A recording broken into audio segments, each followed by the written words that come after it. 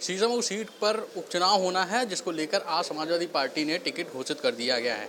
Press conference की गई है नसीम सोलंकी ने, जहां पर विधायक अमिताभ वाजपेयी थे और हसन रूमी जी। हमारे साथ बात करने के लिए कैंट विधानसभा से विधायक हसन रूमी जी, उनसे बात करते हैं।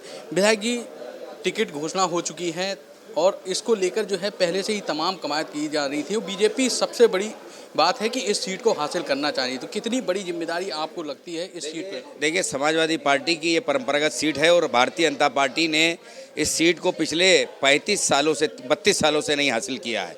ना उनके पास कार्यकर्ता है, ना उनके पास बूथ कमेटी है, ना उनके पास कोई मैसेज है। हमारे कार्यकर्ता, हमारा इंफ्रास्ट्रक्चर, हमारी बूथ कमेटी लगातार 7वां चुनाव है ये। हम उनके बल पर जनता के ऊपर थोपे गए चुनाव से हम जीतेंगे और ये भी हमारा यकीन है कि 12,000 नहीं, हम 36,000 वोट से जीतेंगे। कार्यकर्ता इस चुनाव को अपने कंधे पे ले चुका है। कार्यकर्ताओं के ऊपर, वहाँ की शीशमऊ की जनता के ऊपर, जिसको उन्होंने जिता कर भेजा था उसको उनसे छीन लिया गया। 2-2.5 साल विधायक विहीन वो विधानसभा रखी गई।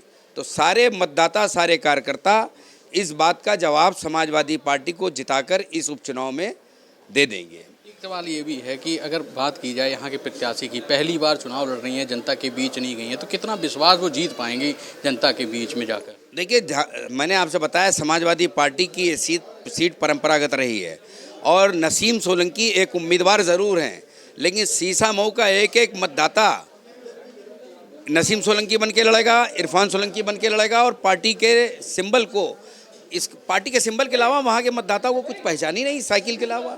इसलिए हमें कोई संदेह नहीं है। भारतीय जनता पार्टी वाले मुख्यमंत्री, उप मुख्यमंत्री और हो सकता है प्रधानमंत्री जी को भी लेके आ जाएं वो, लेकिन यहाँ पर मतदाता ये फैसला कर चुका है इसको 36,000 वोट से जिताने का।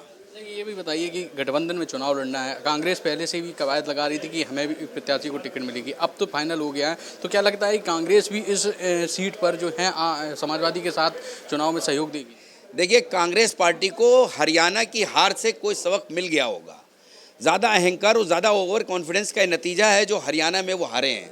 और उनके जो यहाँ ज़िला स्तर के जो नेता उल जलूल बयान दे रहे हैं, उससे कांग्रेस के हाईकमान का कोई वास्ता नहीं है। ये विधायक थे जो कि है हसन रूमी जी, जिन्होंने साफ तौर से बताया कि इस बार जो है कई वोटों से जीतेंगे और सबसे बड़ी बात है कि यहाँ की जनता ये परंपरागत जो सीट है वह समाजवादी पार्टी की रही है और ये जीतेगी जरूर। कानपुर से वीडियो जर्नलिस्ट अमित के साथ सुमित गुप्ता, GMD।